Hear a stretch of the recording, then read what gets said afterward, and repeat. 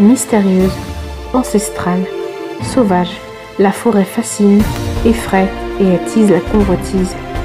La civilisation s'est construite contre, à côté, mais aussi avec ces espaces largement inconnus et étranges. Lieu d'exil, de refuge et de spiritualité, mais aussi terrain de jeu, la forêt nourrit l'imaginaire. Il était une fois la forêt.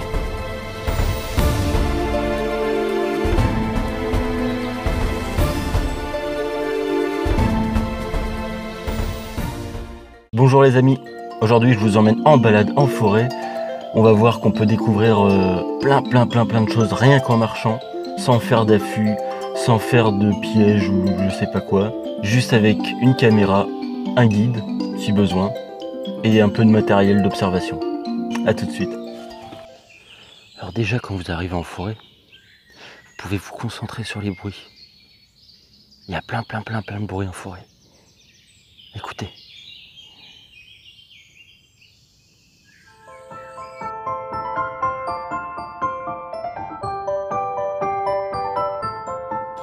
Alors vous voyez cet arbre mort là, très important d'en préserver. Déjà ça accueille une multitude d'animaux en refuge gîte couvert.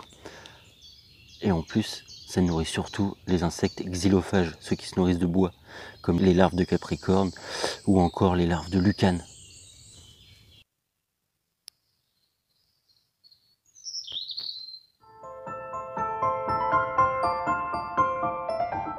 Donc j'ai derrière moi le genêt à balai. Là c'est un arbuste magnifique, jolie fleur de printemps. Genêt à balai parce que au Moyen-Âge, on faisait des balais avec. On coupait les branches, puis ça servait de poêle pour les balais. Dans ma main j'ai un petit taupin, c'est un coléoptère.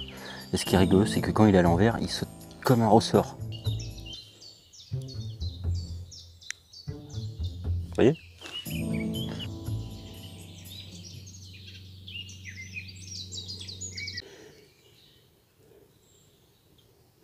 Alors ici on a une belle crotte et les bousiers sont déjà au travail pour la recycler.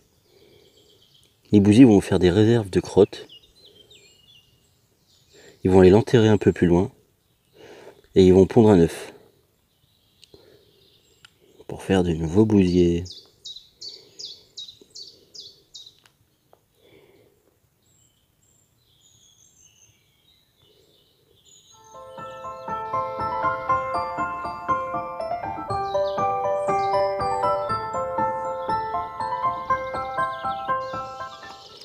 Sur la route, pendant la balade, on peut voir aussi plein d'empreintes d'animaux, comme celle du chevreuil. Facilement reconnaissable, deux petits sabots.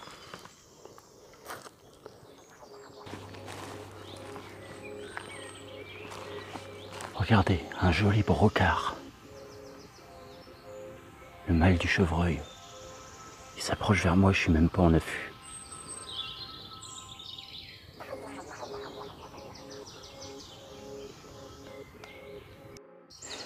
Alors ici nous avons le chèvrefeuille, très commun dans cette forêt, mais très mellifère quand ça fleurit et ça sent super bon. C'est une plante grimpante. En forêt on a aussi de magnifiques papillons de nuit, comme celui-là.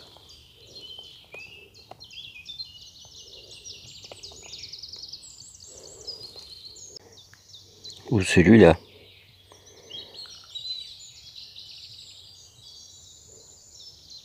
Alors ici on a la panorpe, c'est une mouche scorpion. Si vous observez bien, elle a comme une queue de scorpion mais complètement inoffensive. Si on la prend dans les mains pour l'observer, elle nous fera rien du tout. C'est une espèce de milieu humide.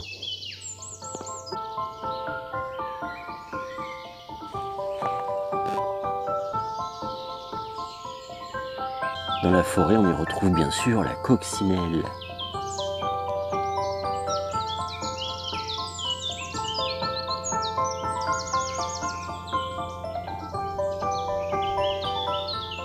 Regardez, on a ici la magnifique digitale.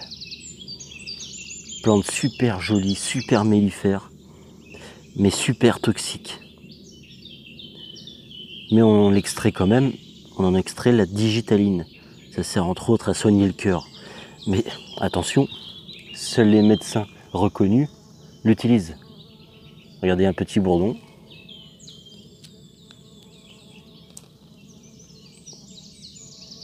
Les pollinisateurs adorent le tel.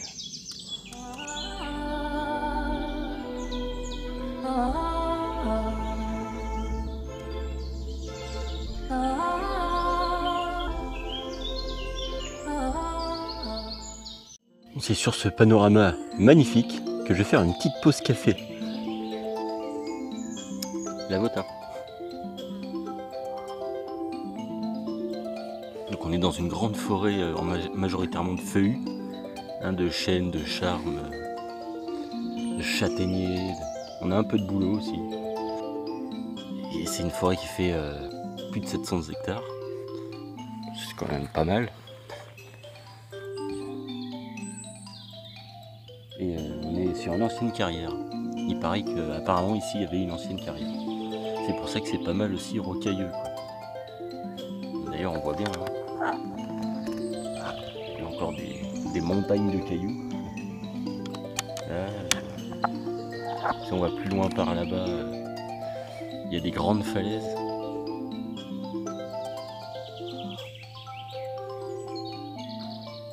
C'est un paysage magnifique. Vraiment. Ça vaut vraiment le coup d'y aller.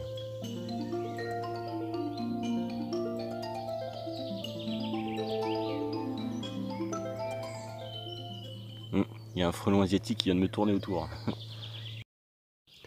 Allez, après une bonne pause café, c'est reparti. Et ici on a de la belle bruyère, regardez. C'est des tiges caractéristiques, hein. Quand ça fleurit, ça fait de super belles couleurs.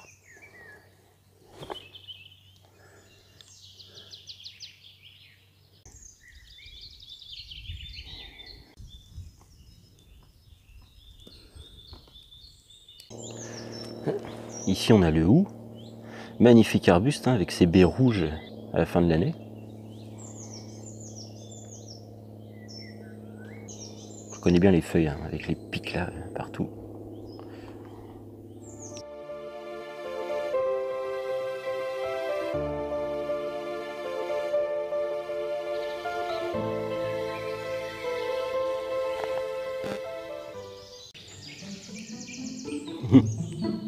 On trouve de tout en forêt, hein, même des fers à cheval.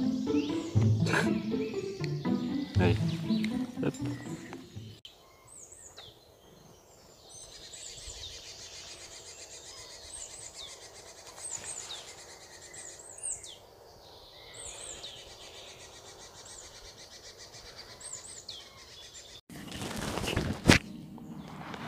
Regardez ici, on a une couchette de chevreuil. En fait, il y a un chevreuil qui s'est reposé ici cette nuit, ou ce matin. C'est bien gratté, et si on observe bien, on peut y retrouver des traces de chevreuil.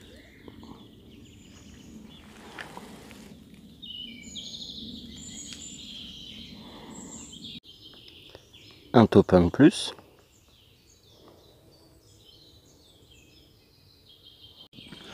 Alors regardez, là on passe à côté d'une plaie routière.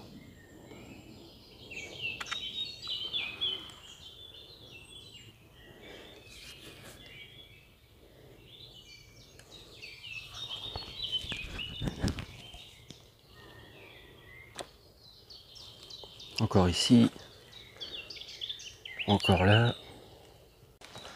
Alors, en général, les blaireaux font des terriers avec plusieurs entrées, plusieurs sorties. Ça fait aussi des sorties de secours. Et ils aiment bien se mettre au niveau des roncerets et là où il y a des grandes fougères. Comme ça, ils restent bien cachés, bien à l'abri. Alors les blaireaux sont propres. Si vous sentez près d'un terrier de blaireaux, il n'y aura pas d'odeur. Si c'est occupé par des renards, en général, il y aura une odeur assez forte. On verra pas le blaireau aujourd'hui, hein. C'est un animal, un mammifère nocturne. Il faut y aller de préférence en faisant un affût au coucher du soleil ou avant le matin. C'est là qu'on a le plus de chances de les voir. Voilà. Encore un autre topin. Il vient de s'inviter sur ma main. Ah.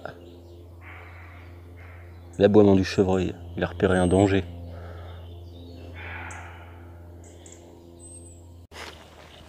Alors avec l'aboiement de chevreuil qu'il vient d'y avoir, il a fait fuir les animaux à 10 km.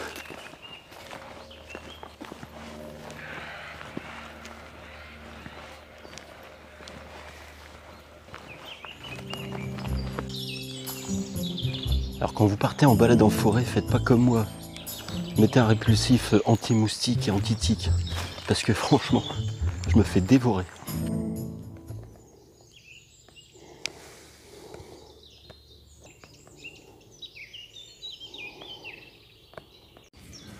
Puis tout à l'heure, je ne vous ai pas parlé du sol. On marche sur les feuilles mortes. On appelle ça la litière. Ça paraît anodin, mais c'est la base de la vie de la forêt.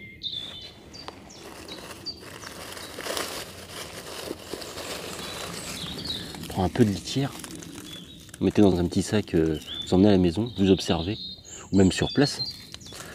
Il va y avoir plein de petits invertébrés, décomposeurs. Ces décomposeurs vont transformer tout ça en nutriments, en humus. Ils vont nourrir les arbres. Et la forêt grandit.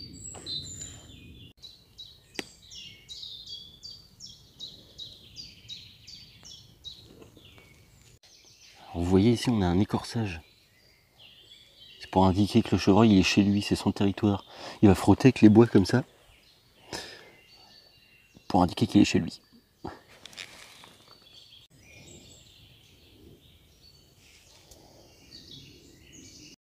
Ouais, normalement, des écorçages de territoire de chevreuil, hein, on devrait en trouver à d'autres endroits.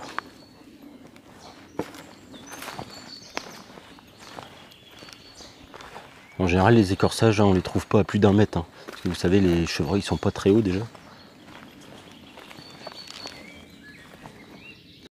On va la regarder. Ici, là. On en a un autre.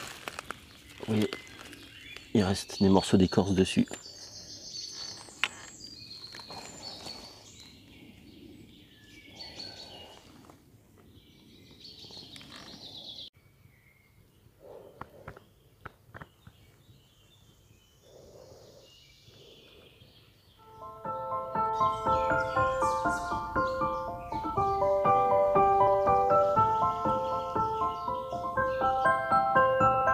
Magnifique demoiselle.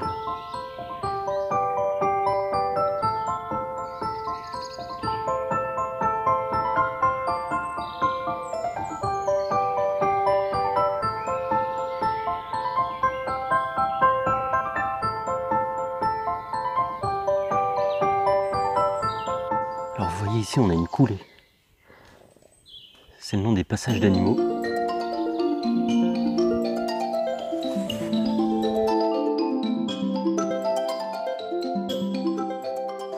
Et si on regarde de plus près, en général, on trouve des empreintes de chevreuil ou de sanglier.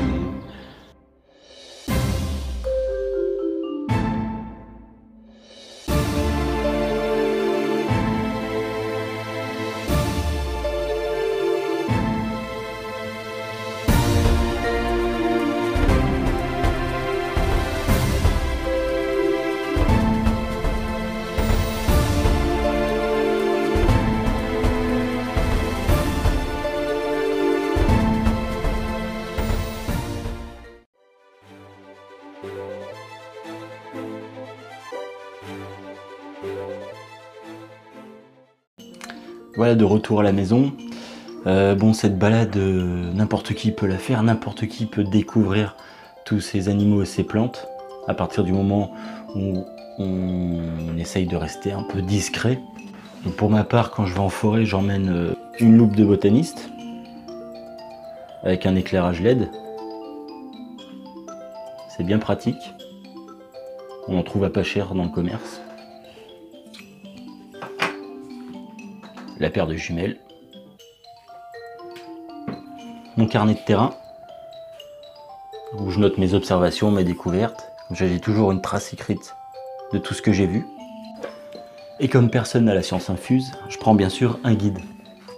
Alors pour ma part, en général, souvent, quand je vais en forêt, je prends le guide de la forêt, édition de Lachaud et Nestlé. Les guides du naturaliste. Il est très bien, il est généraliste, il y a de tout. Faune, flore, milieu forestier. Et il est assez complet pour de la balade, donc je vous le conseille.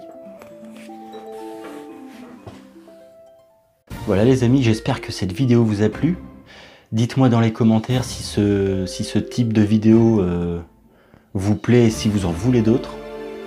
Je parle en termes de découverte du milieu en général. N'hésitez pas à partager ma vidéo, à en parler autour de vous. Si elle vous a plu, abonnez-vous si ce n'est pas déjà fait. Et je vous dis à bientôt sur l'Instant Biodive. Ciao!